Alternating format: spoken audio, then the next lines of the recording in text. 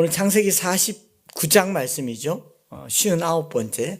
아마 다음 주는 종료주일이니까 50장을 안 할 수도 있겠지만 그래도 60번째로 창세기를 마감하게 됩니다. 야곱의 죽음에 관한 기록입니다. 족장들 이야기, 아브라함, 이삭, 야곱. 이제 야곱의 죽음으로 창세기는 마감을 하게 됩니다. 야곱이 죽기 전에 이 12아들들을 불러서 축복하는 내용이 49장이죠. 바로 그 앞장인 48장에서는 야곱이 병들었다는 소식을 듣고 요셉과 그 아들들이 찾아왔지만 49장에서는 야곱이 생각하기에 이제 진짜 죽음이 코앞에 온 것 같았습니다. 그래서 야곱이 아들들을 부릅니다. 1절에 보면 그 아들들을 불러서 이르되 너희는 모이라 라고 얘기하잖아요. 모이는 겁니다. 그래서 한자리에 다 불렀습니다. 그야말로 한 사람 한 사람 쳐다보면서 아버지의 마지막 있는 호흡을 다해서 루벤부터 이 베냐민까지 자식들을 위해서 축복하고 있는 장면이죠. 호흡이 가쁜데 그렇게 축복을 다 하고 난 다음에 발을 모으고 죽었다라고 기록을 하고 임종한 것을 기록하고 있는데, 다 모인 자리에서 듣고 있기 때문에 모두 다 귀를 기울이고 숨을 죽여가며 이 늙은 노친네에 이 헐떡헐떡거리면서 하는 말을 듣게 되는 것이죠. 고대 사회에서 노인은 죽음을 앞두고 자식을 불러서 축복하고 자신의 이제 재산을 상속하는 것이 통상관례입니다. 그래서 자식들이 다 모여 있는 이 이유는 아버지로부터 복을 받기도 하고 기업을 물려받기도 하고 장자의 경우는 2배의 몫에 대한 이제 공증을 받는 거죠. 뭐 변호사가 없던 시절이니까 다 있는 자리에서 아버지의 말을 들어야 그게 서로에게 증인이 되기 때문에 이 자리에 모두 모였습니다. 보통 임종을 앞둔 부모의 말, 아버지 한마디 하세요 라고 얘기하면 뭐라고 말할 것 같습니까?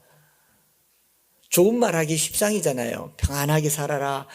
임종 앞두고 있으면 양지 바른 곳에 묻어줘. 뭐 저는 말씀드렸잖아요. 제가 혹시 먼저 주님 품에 가면은 냉동실에 넣지 말아달라고. 제 유언입니다.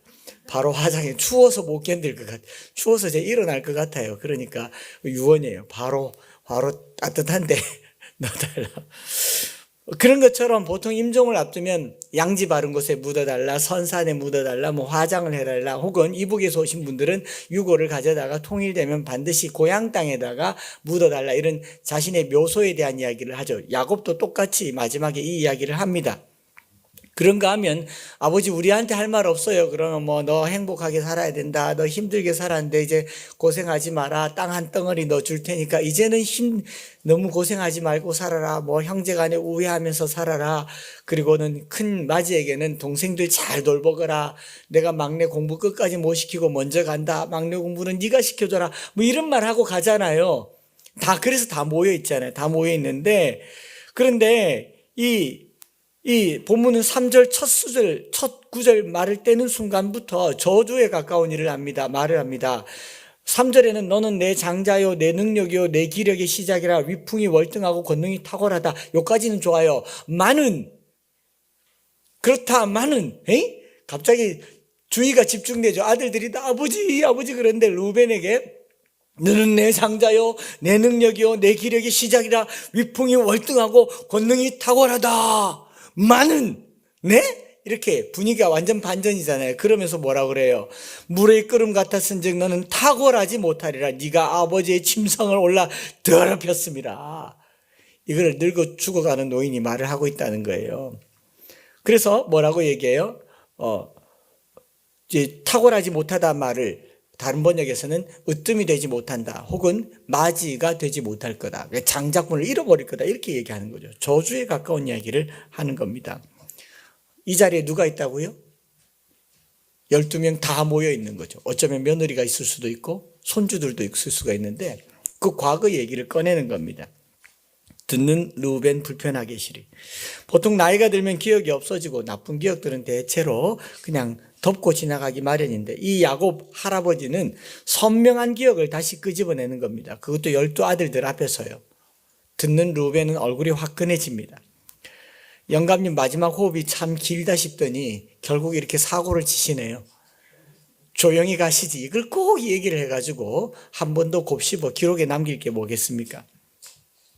오늘 저와 여러분들은 이렇게 시작된 12아들들의 축복, 사실은 축복인 것 같기도 하고 아닌 것 같기도 하고 또 어떤 건 저주 같기도 하는 이 아버지의 12아들들을 향한 마지막 말을 살펴보는데, 이 하나하나 다 살펴보면서 이 성경에서 이것이 그대로 이루어졌는지, 야곱이 말한 대로 되었는지, 혹은 되었다고 하기도 하고 안 되었다고 하기도 하는데, 이거를 확인을 하지는 않을 겁니다. 그러면 오늘도 시간이 많이 흐를 것 같거든요.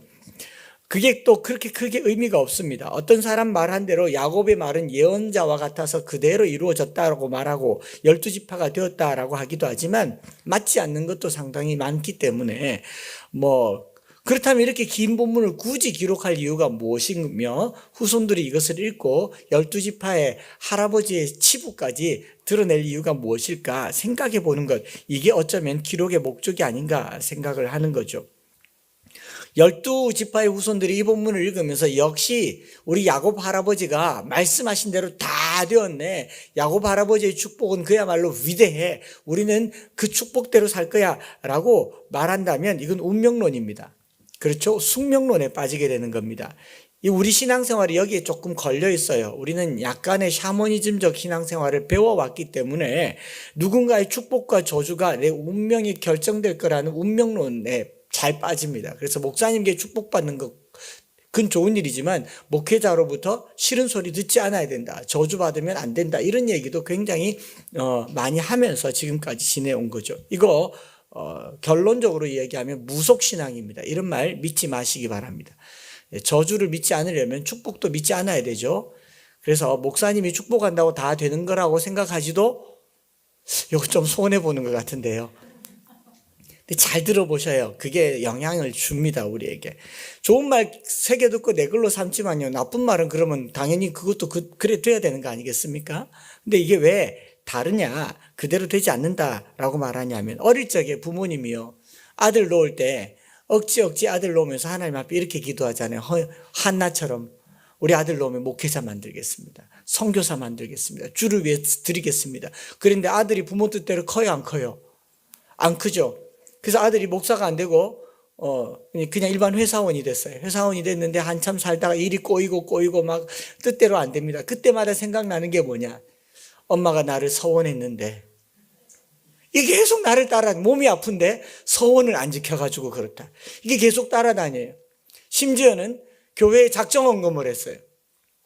여차저차해서 교회를 옮기게 되는데 작정헌금을 다 갚기 전까지 교회를 못 옮기게, 그런 성도는 없는 것 같아요. 일단은 옮길 때는 과감하게 옮기지만 마음에 이게 계속 찝찝하게 남아있는 게 뭐냐면 우리 안에 있는 숙명론적 사고, 운명론적 사고, 하나님의 예정에 대해서 믿지만 그 예정을 우리가 알지 못함에도 불구하고 야곱이 말한 것이 그대로 이루어질 것이라는 이 운명론적 생각, 혹은 축복을 받으면 축복대로 될 것이라는 운명론적 생각, 저주를 받으면 저주가 내게 임하는 것은 아닐까에 대한 불안한 마음, 이것도 또한 운명론적 생각인 거죠. 이거 무속신앙입니다. 이거를 풀어가는 게 오늘 이 49장의 중요한 관건인 것 같아요. 야곱의 축복을 그런 관점에서 볼 수 없다라는 게 저의 해석이고요. 그리고 이 본문이 야곱이 축복한 대로 12지파에게 그대로 임했다 하더라도 우리랑은 하등이 상관이 없어요. 여중에 루벤 후손 계세요? 베시는 베냐민 후손일 수도 있을 것 같은데, 그죠? 그런데 이 중에 우리와 전혀 상관관계 없는 내용을 굳이 기록해서 무슨 의미가 있을까? 야곱이 임종할 때 이 한 내용의 말씀은요, 오늘 우리에게 다른 의미로 다가와야 된다, 지혜로 다가와야 되는데 그것을 생각하려고 하는 겁니다. 바로 본론으로 들어가면요, 첫째로 이 본문의 야곱의 축복의 내용을 쭉 살펴보면 12아들들의 미래에 대한 일, 후일에 일어날 일을 말하지만 이 일들이 과거와 무관하지 않다는 걸 알게 됩니다. 이 12아들들이 과거에 했던 일, 유다나 요셉처럼 훌륭한 일을 하면 좀 복을, 많은 내용의 복을 주는가 하면 루벤, 시몬, 레위처럼 아버지에게 상심을 줬던 이 아들에게는 그것과 관련돼서 저주에 가까운 일을 얘기하는 겁니다. 그러니까 자식들의 과거의 인생과 축복이 무관하지 않다라는 거죠.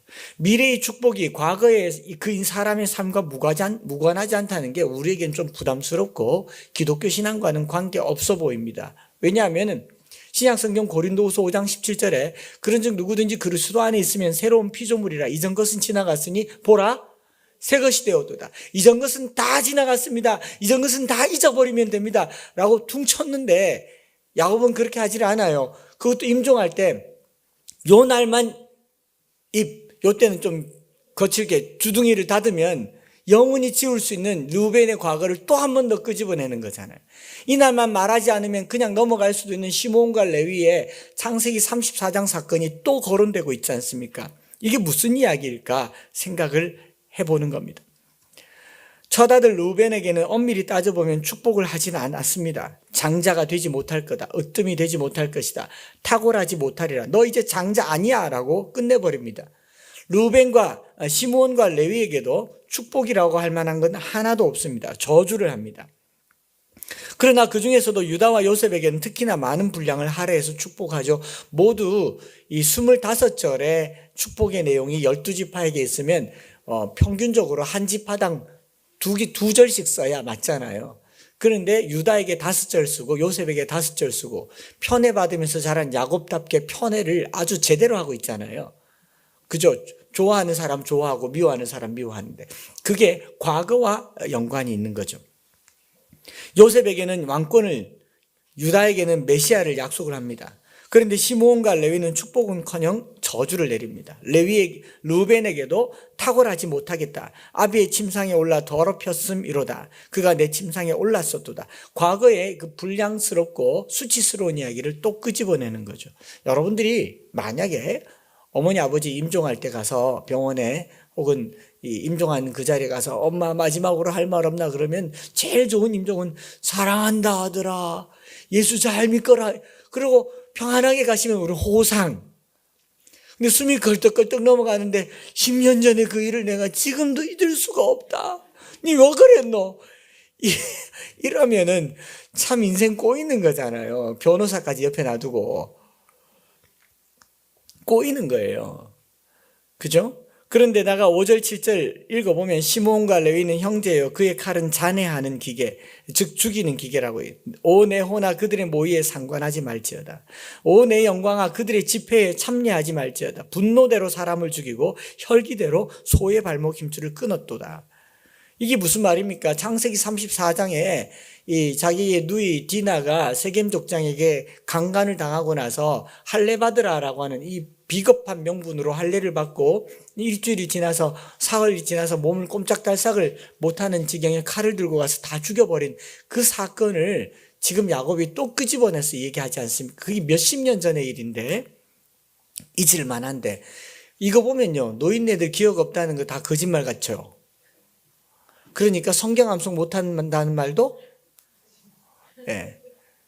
하면 안 되는 겁니다. 기억력이 떨어졌다 하다는 거는 너무 정보가 많아서 용량이 꽉 찬다는 건데 다른 걸 지워야지 성경을 지우실 수 있겠습니까? 상처를 기억하고 나쁜 말을 기억하고 나쁜 기억을 기억하지 말고 말씀을 기억해야 되겠죠. 어쨌든 그러면서 6절에 그들의 분노대로 사람을 죽이고 혈기대로 소의 발목 힘줄을 끊었음이로다 라고 되어 있는데 세번역 성경은 이렇게 말합니다. 원문상으로요. 그들은 화가 난다고 사람을 죽이고 장난삼아 소의 발목 힘줄을 끊었다. 이 혈기가 아니라 이 비르초나함이란 말은 장난삼아 소 발의 힘줄을 끊어. 그냥 잔인한 거예요.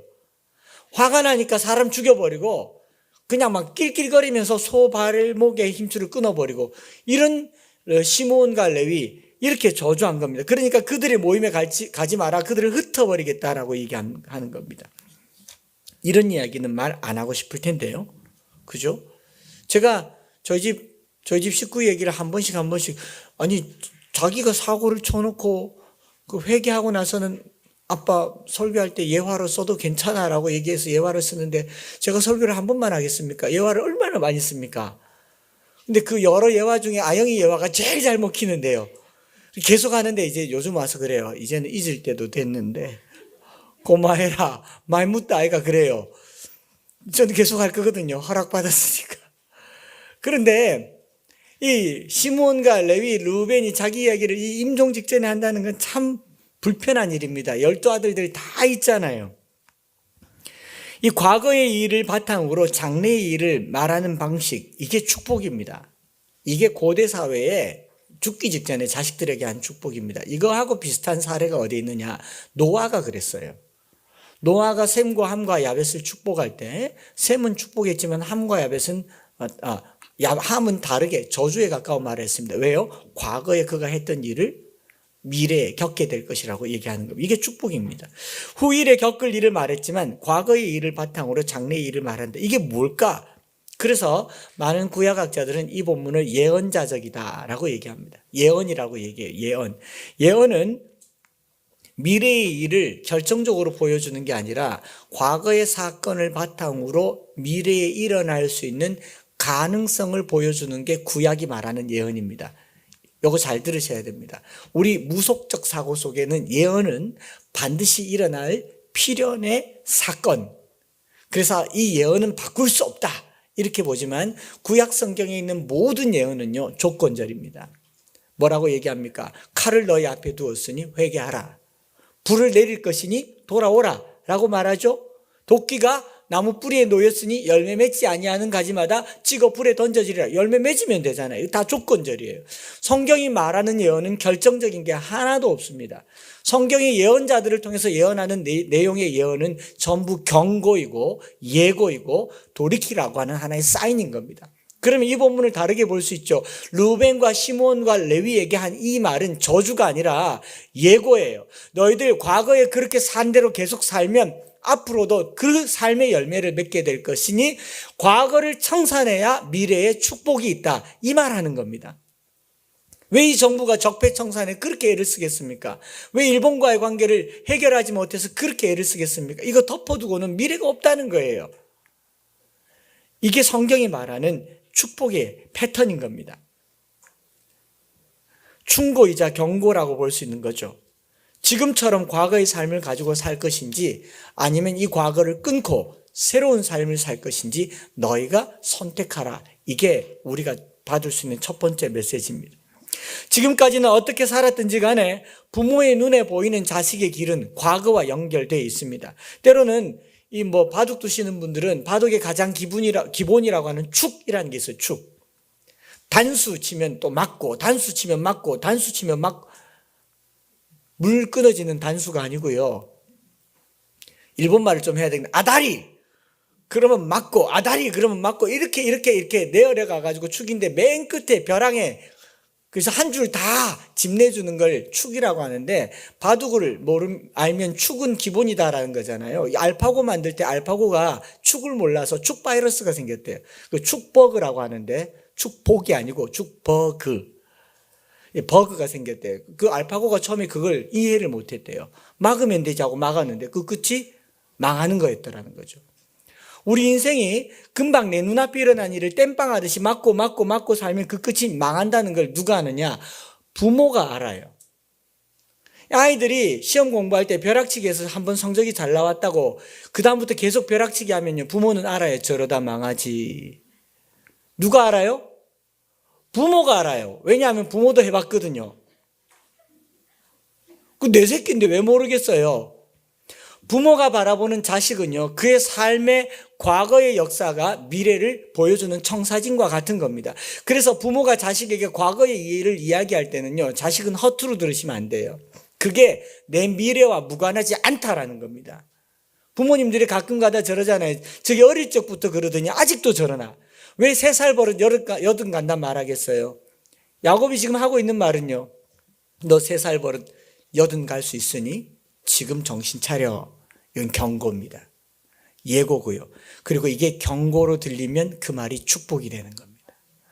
구약의 선지자들의 말이 귀에 들리면 그건 축복이에요. 요나의 이 멸망한다라고 했던 니느웨의 말이 귀에 들리면 그건 축복이 되는 겁니다. 멸망이 변하여 하나님의 은혜가 되는 거예요. 여러분, 하나님의 말씀이 귀에 들릴 때 그게 저주가 아니라 축복이 되는 것이라는 거죠. 바둑 이야기 나왔으니까 드라마로 유명했던 미생도 바둑 용어잖아요. 그죠? 대국에 내 집은 없는데 이건 죽은 것도 아니고 산 것도 아니고 이거 어떻게 잘 살려보면 살 것 같은데 방심하면 죽을 것 같은 거 미생, 덜 살았다라는 말로 미생이자 안일 미자 생명할 생명생자잖아요. 여기 뭐가 필요합니까? 흔히 하는 말로 신의 한 수가 필요하다죠. 이 미생이 살면 대국을 이룰 수가 있고 못 살면 그냥 나가리가 되는 거죠. 나가리? 나가리. 그냥 나가리가 된다고 이 말이에요. 일본말 아닙니다.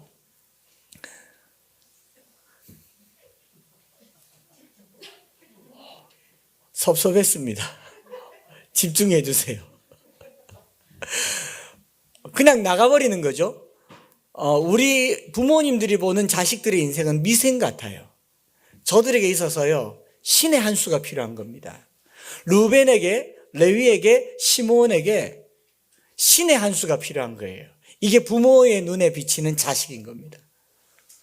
제가 여러분들 아이들 예쁘다, 성실하다, 저만 하면 됐다 아무리 얘기해도 부모님들은 아니에요 목사님, 집에서 하는 거 보면 형편없어요. 저게 밖에 나와서는 저렇게 깨끗하지 완전 거지예요. 집에서 안 씻어요. 저는 몰라요. 누구나 알아요? 엄마만 알아요. 엄마만. 그걸 미생이라고 얘기하는. 저게 살 것 같은데 못 살아요. 뭐가 필요하느냐? 신의 한 수가 필요한 겁니다. 그래서 야곱의 이 기도는 굉장히 중요하다라는 겁니다. 그 예를 레위에게서 찾아보는 거죠. 실제로 르우벤과 시므온, 레위 세 지파 중에 시므온과 르우벤은 거의 저주받은 지파처럼, 르우벤은 요단강 동쪽에서 자리 잡고 있다가 이스라엘 12지파 중에서 가장 먼저 사라진 지파죠. 모압과 암몬 그 땅에서 그냥 사라져 버립니다. 그런데 시므온과 레위 중에 시므온은 흩어지고 작은 족속이 될 것이다 해서 유다 지파 땅에, 여호수아서에 보면 13장부터 21장에 땅 분배할 때 보면 유다 지파 땅에 그냥 꼽살이 끼어가지고 그 더부살이로 그냥 조그마한 지파로 시므온은 남아있지만 레위는 어떻게 됩니까? 예언한 대로 다 흩어져요. 흩어지긴 흩어지는데 저주로서 흩어지는 게 아니라 축복받은 백성으로, 유업은 없지만 땅은 물려받지 않았지만 이스라엘 전역에 걸쳐서 회당과 신앙생활, 회당을 중심으로 신앙생활의 위대한 지도자 그룹이 된 겁니다. 제사장 계열이 된 겁니다. 그게 어디서 나오느냐? 그게 출애굽기 32장을 계기로 해서 이들의 인생이 변화되는 거예요. 창세기 34장에는요, 분노하고 잔해하는 칼의 모이를 만들었던, 장난으로 소발의 뒷 힘줄을 끊던 그런 잔인했던 시므온과 레위였는데, 출애굽기 32장에 어떤 일이 있느냐?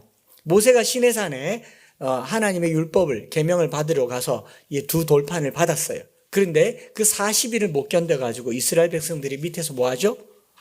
금송아지를 섬깁니다. 그리고 금송아지를 내놓고 이가 우리를 애굽에서 건져낸 우리의 신이다라고 얘기하면서 춤추고 교제하고 먹고 마시고 성경 표현 그대로 방자히 행했다. 벌거벗고 노는 거예요.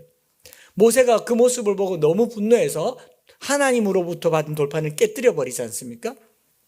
그리고 그 금송아지를 갈아서 그 물을 먹이는 그 일을 하면서 모세가 뭐라고 얘기했느냐? 32장 출애굽기 26절에 모세가 진 문에 서서 이르되 누구든지 여호와의 편에 있는 자는 내게로 나아오라. 다 내게로 나아오라 하매 레위 자손이 다 모여 그에게로 가는지라. 이 본문요, 유심히 봐야 됩니다. 누구든지 오라고 그랬는데, 다 오라 그랬는데 12지파 중에 딸랑 한 지파 와요. 그 딸랑 한 지파는 민수기의 숫자를 보면요, 야곱의 예언처럼 숫자가 굉장히 작아요. 2만여 명밖에 되지 않은데 그 중에 레위 지파 일부만 그들에게 딸랑 오고 나머지 11지파는 여전히 금송아지 앞에서 왜? 금송아지가 어때서? 이러고 있었던 겁니다. 지금은 금송아지가 되세야 하나님은 안 보이잖아. 뭐 11지파가, 제가 아이들이 있어서 이러는 거예요. 웃기려고 그러는 것도 맞고요. 그렇게 금송아지를 섬겼잖아요. 그때 레위지파에게 뭐라고 얘기합니까? 칼을 차고 진 이문에서 저문까지 가면서 각기 형제가 형제를, 친구가 친구를 도륙하래서 3,000명을 죽여버립니다. 여러분, 창세기 34장에서는 분노하고 화나서 열받아서 때로는 장난스럽게 세겜 족속을 칼로 죽였는데 출애굽기 32장에 와서는요, 하나님의 영광을 위하여 금송아지를 처단하기 위하여 거룩한 칼을 든 겁니다. 그 칼을 들었을 때 모세가 뭐라고 얘기했냐면요, 그 모세가 각각 허리에 칼을 차고 진 이문에서 저 문까지 친구를 도륙하라라고 얘기하고 난 다음에 그들이 여호와께 헌신하였으니 복을 내리시리라 라고 얘기한 겁니다. 자, 이전에 저주받은 지파가 여호와께 헌신했다. 이게 히브리 말로 말라라고 얘기합니다. 말라. 가득 차다, 충만하다, 충성스럽게 일했더니 여호와께서 그를 복으로 여기셨다. 이게 레위 지파의 하나의 변화였던 거죠. 야곱의 말대로 했더라면 레위 지파는 저주를 받아야 마땅합니다. 그런데 그들이 그들 앞에 놓여 있는 이 미생 같은 존재가 신의 한 수를 경험하게 된 겁니다. 여호와의 편에 서기로 한 거죠. 분노하고 화내고 내 감정 따라 사는 게 아니라 하나님 편에 서려고 거룩한 칼을 뽑아들었을 때 하나님은 레위를 복되게 하셨고요. 그리고 그 복되게 한 것 때문에 말라기 2장 4절부터 6절에 보면 레위인과 이런 언약을 맺습니다. 레위와 세운 나의 언약은 생명과 평강의 언약이니라. 하나님은 레위의 길을 따르는 자들에게 생명과 평강을 주시겠다고 약속하는 겁니다. 이후로 하나님의 언약궤에는 레위 지파만 들었습니다. 율법을 가르치는 일을 했습니다. 그 입에 진리의 말씀을 심어줬습니다. 그리고 회당에서 성전에서 하나님을 섬기는 일을 맡게 되는 거죠. 12형제 가운데서요, 레위 후손들의 인생은 복이 되었던 겁니다. 그래서 다시 야곱으로 돌아보면요, 야곱의 이야기가 축복도 아니고 저주도 아니고, 아니 저주에 훨씬 가까운 이야기라도 이것을 예언적으로 받아서 내가 결정할 수 있다. 이 패턴은 굉장히 중요합니다. 축복은요, 목사가 하지만 그걸 내 것으로 만드는 것은 여러분들의 몫입니다. 저주는 목사가 할 수도 있을 겁니다. 뭐 얼마나 속상하면 저주하겠어요. 가다가 자빠져프라 할 수 있겠죠. 그러나 안 자빠지는 것은 여러분들의 몫입니다. 할렐루야. 그게 운명론을 벗어나는 거예요. 신앙생활하면서 뭐 일이 꼬이는데 내가 뭐 잘못한 게 있나, 누가 나를 저주하나, 그런 생각 어릴 적에 너무 그 조선 왕조실록을 많이 봐서 그래요. 그 왕비들이 막 인형에다가 바늘 꽂고 그러면서 이런 거 보니까 그거 없습니다. 없어요.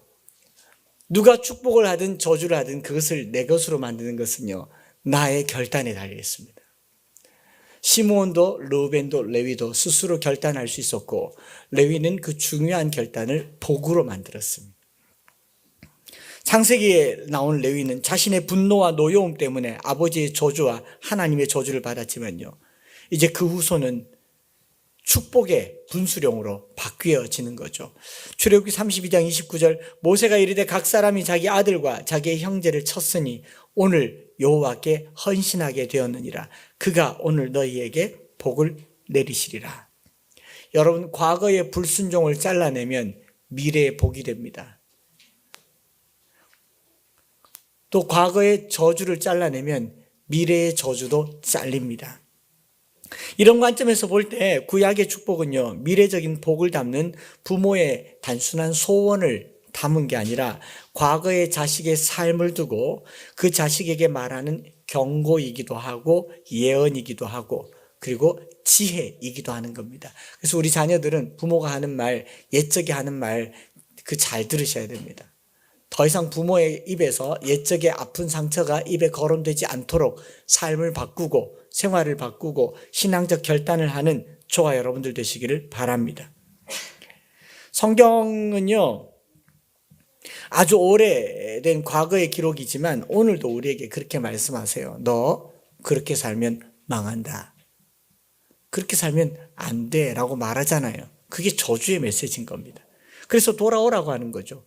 신명기 28장은 이 패턴을 정확하게 보여줍니다. 신명기 28장은 68절, 68절에 해당하는 구절을 축복과 저주를 놔두고 내가 내 하나님 여호와의 말씀을 삼가 듣고 그 율법을 지켜 행하면 내 하나님 여호와가 너를 세계 모든 민족에 뛰어나게 하리라. 내가 내 하나님 여호와의 말씀을 청종하면 이 모든 복이 내게 임하며 성읍에서도 복을 받고 들에서도 복을 받고 내 몸의 자녀와 토지의 세상과 소산과 짐승의 새끼와 소와 양의 새끼가 그 새끼가 복을 받고 그 새끼의 새끼가 복을 받고 그 새끼의 새끼가 복을 받고 떡반죽 그릇이 복을 받고 들어와도 복을 받고 나가도 복을 받을 것이나 딱 6절에 얘기하고요.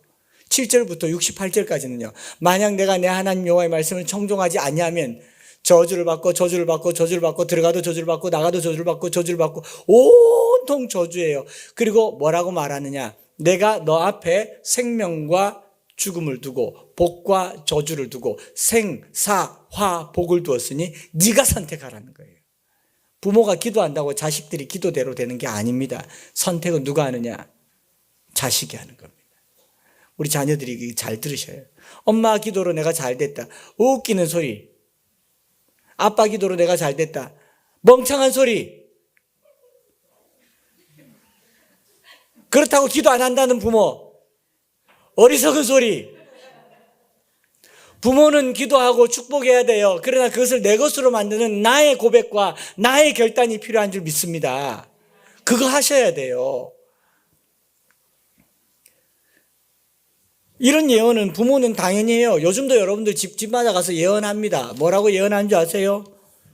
중간고사가 코앞인데 컴퓨터 게임 매일 하고 있는 아들에게 이렇게 말합니다. 니 그러다 망한다. 니 우얄락하노. 이거 예언이에요. 이 예언이 과거와 관계 있습니까? 없습니까? 있다는 거예요. 부모가 바라보는 예언은요, 이 아이의 삶의 패턴과 정확하게 관련되어 있습니다. 술은 먹는 게 아니라 퍼먹는다고 하죠. 그렇게 퍼먹고 다니면 망한다는 거예요. 너 시험 기간 다가오는데 그렇게 공부 안 하고 PC방 가면 안 될 건데, 망할 건데, 그리고 시험 결과 딱 나오면 뭐라 그럽니까? 그럴 줄 알았다. 봐라. 이게 예언이잖아요. 지금 야곱이 이 말하고 있는 거예요. 우리 자식들, 이 자식들 잘 들으시기 바랍니다. 부모님들이 하는 말이 그냥 하는 말 아니에요. 억울하게 생각하지 마세요. 온통하게 생각하지 마세요. 그 다 데이터와 통계를 가지고 하는 말입니다. 여러분들 주머니로 흘러간 돈 다 기록하고 있거든요. 예언이에요, 예언. 부모님들은요, 자식들과 함께 살면서 그 과거 속에서 예언자가 돼요. 그런데 그 예언이 복이 될 수도 있고 저주가 될 수도 있어요. 누가 결정해요? 여러분들이 결정하세요. 여러분들이 선택하세요. 복 받는 자녀들 되시기 바랍니다. 야곱의 아들들은 그 삶에 임하는 태도에 따라서 야곱의 말대로 될 수도 있고 반대로 될 수 있는 겁니다. 예언할 수 있는 특권은 아비에게 있으나 그것을 내 것으로 만들 수 있는 권리는 자식에게 있다. 이게 오늘 우리가 말하고자 하는 첫 번째 이야기입니다. 축복할 수 있는 특권, 축복권은 부모에게 있으나 그걸 내 것으로 만든 의무는 자식에게 있습니다. 부모의 기도를 받고 기도한 대로 사시기 바랍니다. 부모가 성실한 하나님의 자녀가 되기를 원한다 그러면 성실하게 사세요. 그러면 복이 되는 겁니다. 그렇지 않습니까? 부모님 하신 말씀 잘 듣고 따라가셔야 되는 거죠. 두 번째로 살펴볼 것은요, 야곱은 죽음을 앞두고 마지막 말처럼 유언처럼 축복처럼 예언처럼 말하고 죽음을 맞지요. 그리고 성경의 끝은 돌아가니라 라고 얘기합니다. 돌아갔더라, 장사되었더라 라고 얘기하지만 자세히 보면 야곱은 죽은 게 아니라 축복을 통하여 자식들 속에 영원히 살고 있다는 걸 알게 됩니다. 우리 북한의 김일성이 아직 안 죽었다고 알고 있잖아요. 그죠? 김일성 안 죽었어요. 전 인민의 마음속에 살아있다 하지 않습니까? 야곱은 육신은 두 발을 거두고 숨을 거두고 조상에게로 돌아갔지만 야곱은 축복의 말을 통하여 자식과 함께 영원히 사는 겁니다. 구약에서 죽는다는 표현을 잘 안 써요. 잘 읽어보시면 열조에게로 돌아갔더라, 조상에게로 돌아갔더라. 숨을 거둔다, 죽었다는 표현 안 쓰고 원문 자체도 돌아갔다라는 말씀입니다. 우리말에 돌아가셨단 말이 맞나 봅니다. 끊어졌다, 단절이란 말을 쓰지 않아요. 그러니까 조상과 후손은 그냥 숨을 거둠으로 죽어서 자식과 단절되는 게 아니라는 거죠. 뭐와 연결되느냐? 부모의 기도를 통해서 자녀들은 그 부모와 함께 영원히 사는 겁니다. 이게 되게 중요해요. 우리 한국 개신교회는요, 기독교가 처음에 전래될 때 제사 제도를 없애기 위해서 갖은 애를 썼고 조상에게 절을 하고 조상 숭배하는 것이 잘못되었기 때문에 조상 숭배를 근절하는 차원에서 제사 제도를 없애는 것, 이것은 선한 행동이고 좋은 결단이었다라고 생각합니다. 신앙의 순수성을 지켰죠. 그러나 중요한 걸 놓쳤습니다. 신불신 간에 조상들은요, 그분들의 가르침과 얼과 사랑과 바램으로 우리와 함께 있다는 것을 잊지 마셔야 됩니다. 죽으면 끝이 아니라는 거예요. 영감님 돌아가시면 나와 끝이 아니라는 겁니다. 뭐로 남아있느냐? 그의 가르침, 그의 기도, 그의 철학, 그의 삶의 방향과 함께 자식에게 남아있는 겁니다. 이게 우리가 지난주에 이어서 오늘 나누려고 하는 건데요. 세대 간의 단절, 우리 한국교회의 큰 손실이에요. 우리가 죽으면 천국 간다라고 하고 천국 간 부모님들 놔두고 그냥 우리끼리 살았기 때문에 조상 생각을 안 하고 사는 겁니다. 제사를 안 지내니까 조상 생각을 안 하는 거예요. 명절에 어쨌든 내 먹고 살 생각만 해요. 내가 물려받을 재산만 생각하지 돌아가신 어른 생각을 안 해요. 이건 큰 실수예요. 지난주에 혹여라도 말씀 듣고 어른들 찾아뵙더라면 이번 주에는 이거 한번 해보세요. 산수 한번 가보세요. 명절 아니지만 아니면 돌아가신 어른 한번 생각해 보세요. 그분이 뭘 가르치셨는지. 집집마다 가훈이라는 게 있었습니다. 아버지가 아무리 못돼 먹어도 돌아가신 선친이 아무리 덜 돼 먹었다고 하더라도 술 먹고 깽판 부린다고 하더라도 자식들에게만큼은 좋은 말 해주신 거예요. 성경에요. 너희가 악한 자라도 좋은 것으로 자식에게 줄 줄 알거든. 하물며 하늘에 계신 너희 아버지께서 구하는 자에게 좋은 것으로 주시지 않겠느냐. 우리 신앙의 선대가 우리에게 남겨준 좋은 것들, 불신앙자라고 하더라도 손주들에게 아들에게 해주고자 했던 좋은 말들, 그거 버리지 마시기 바랍니다. 그거 중요하겠더라고요. 그 얼이 남아있는 겁니다. 뭘 배웠는지 뭘 가지고 있는지 한번 생각해 봐야 됩니다. 창세기 끝은 야곱의 죽음으로 끝나지만 그의 축복은 12아들과 계속 함께하는 겁니다. 야곱의 유언을 통해서 야곱은 이스라엘이라고 하는 이름으로 12지파에게 계속 남아가는 겁니다. 어떤 지파는 축복을 받기도 하고 어떤 지파는 저주를 받기도 하지만 이것은 아버지의 뜻을 따라서 계속 살아있는 겁니다. 이렇게 한번 기도해 보는 거죠. 야곱은 여기서 죽고 창세기는 닫잖아요. 닫은 줄 알았는데 닫히질 않고요. 이게 열려서 출애굽으로 나가더라고요. 가나안 정복의 12지파들이 땅을 차지하지 않습니까? 그리고 이스라엘의 12민족이 되었지 않습니까? 우리 인생은요, 죽어서 천국 가는 게 끝이 아닙니다. 죽어서 자식들을 향한 기도가 남아있는 줄 믿습니다. 이 기도를 끊임없이 하시는 부모님들 되시기 바랍니다. 첫 번째 것들을 자식의 이름으로 말씀을 전했다면 부모의 기도와 축복을 내 것으로 만드는 결단이 필요하다라고 했다면 우리 부모된 저와 여러분들은요, 내가 죽어 없어져도 내 기도는 남아있는 그런 위대한 기도를 매일같이 남기시기 바랍니다. 그런 위대한 축복을 매일같이 남기시기 바랍니다. 아이들의 귀에 엄마가 나는 어떤 사람 되기를 바랬어, 아버지가 나는 어떤 사람 되기를 축복했어, 이거 계속 남아있으면요, 나는 죽어도 내 기도는 남아있는 줄 믿습니다. 야곱 죽었잖아요. 근데 12아들들이 남아있는 겁니다. 12지파로 남아있는 겁니다. 우리가 그렇게 기도해야 303 비전이 실천되는 것 아닌가 생각해 봅니다. 부모된 자들로서 한평생 그냥 살다가 간다 생각하지 마세요. 이래 살다 가면 되지 뭐. 나는 이래 살다 천국 가면 되지, 너희들이나 잘 살아라, 이래 말하지 마세요. 그러니까 세대가 단절되는 겁니다. 내가 죽어도 내 기도는 남아있는다. 내가 주님 곁에 가도 내가 부르짖은 이 기도는 평생 갈 거다. 그러니 신중하게 말하시고 진심 담아 축복하시는 우리 복의 근원 부모님들 되시기를 바랍니다. 죽어서도 영향력으로 살아가는 게 부모라는 거죠.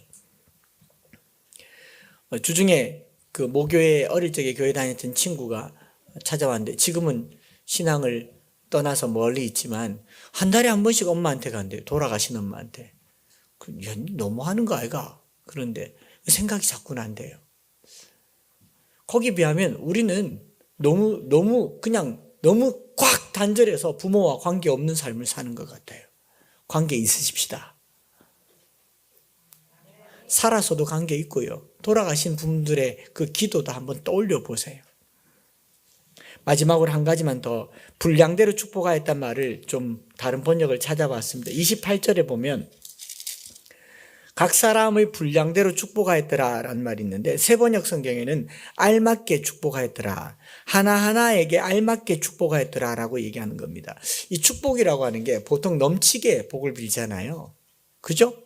그렇지 않습니까? 우리 밥 한 끼 얻어먹고도 목사님 기도할 때 10,000배로 갚아다. 여러분 10,000원짜리를 10,000배면 얼마인지 아세요? 1억이에요. 1억. 정말 그대로 되면 저 맨날 밥 얻어먹고 살겠습니다. 여러분 축복이라고 하는 것은 항상 과분하게 내리는 게 축복인데 야곱은 독특하게 각각에 알맞게 축복하였다라는 표현을 이렇게 묵상해 보니까 알맞게 주셨단 말이 참 흥미로운 겁니다. 잠언에는 이런 말이 있죠. 나로 가난하게도 마옵시고 부하게도 마옵시고 오직 필요한 양식으로 내게 먹이시옵소서. 잠언 30장 8절에 가난도 부도 아닌 적당한 걸 얘기하는데 우리가 이 신앙생활을 하면서 너무 과한 걸 요구하는 거 아닌가 생각을 해요. 야곱은 적당하게 알맞게 기도했다라고 얘기합니다. 아버지지만 그들에게 맞는 축복을 했어요. 이 분량대로라는 표현을 이렇게 묵상하다 보니까 우리 순장님들 중에 이렇게 얘기하더라고요. 분량대로 축복을 하나님이 만약 하신다면 나는 과연 깜은 되겠는가? 내 분량은 불량이 아닌가? 이해되세요? 분량은 앞에 분량은 니은이고 뒤에 분량은 리을입니다. 내 분량은 불량 아닙니까? 우리는 축복을 받을 분량이 안 됩니다. 그릇도 안 되고요. 우리는 저주받아야 마땅할 지파들입니다. 지파로 친다면 루벤일 수도 있고 레위일 수도 있고 시므온일 수도 있고 화난다고 칼을 집어들고 분노한다고 욕설을 퍼부어대는 이게 우리의 모습입니다. 깜도 안 되는데 하나님께서 우리에게 적당한 복을 주셨다. 저는 그게 은혜인 줄 믿습니다. 저나 여러분들이 이 불량스러운 불량품과 같은 정죄받을 우리 인생에게 복을 주셨어요. 그게 은혜라고 생각합니다. 매일매일 살면서요, 오늘 하루 살아가고 있는 걸 은혜로 여기시기 바랍니다. 과분한 은혜를 받으셨어요. 얼마나 더 받으시면 복으로 여기시겠습니까? 가끔 가다가 요즘 시대 이제 민주주의 사회니까 우리 혀끝에서요, 대통령이 완전 쓰레기 취급받기도 하고 국회의원, 장관, 차관 모든 사람들이 정말 걸레 취급받는 시대에 살고 있지 않습니까? 저나 여러분들은 대통령 까면 됩니까? 예? 시장 까면 됩니까? 제 마음속에 그런 소리가 깜도 안 되면서 우리는 깜도 안 되는 사람이에요. 급도 안 되는 사람이에요. 천하에 쓸데없는 사람을 저와 여러분들을 불러서 당신의 자녀 삼으시고 그리스도의 십자가로 구속하셨다. 이걸 은혜로 여기시기 바랍니다. 그래서 매일 감사하는 거예요. 매일매일 감사하는 거예요. 감사가 없어졌지 않습니까? 말 나온 김에 감사 헌금 제목도 없지 않습니까? 계좌로 한다고 해서 제목도 없을 수가 있나요? 우리 돈 내러 교회 오는 거 아니잖아요. 감사의 표현을 하지 않지 않습니까? 이미 우리가 받고 있는 복을 과분하게 여기지 않는 거예요. 당연하다고 여기는 겁니다. 내가 열심히 사니, 보셔요. 11조는 내가 열심히 산 삶의 열매를 드리는 거니까 어떻게 보면 당당할 수 있죠. 진짜 하나님께 드리는 거는 감사겠죠. 한 주를 사는 게 감사하고 하루를 사는 게 감사하고 매일매일 감사하는 거지 않습니까? 감사 제목 많이 올리는 한 주가 되시길 바랍니다. 우리의 분량은요, 분량입니다.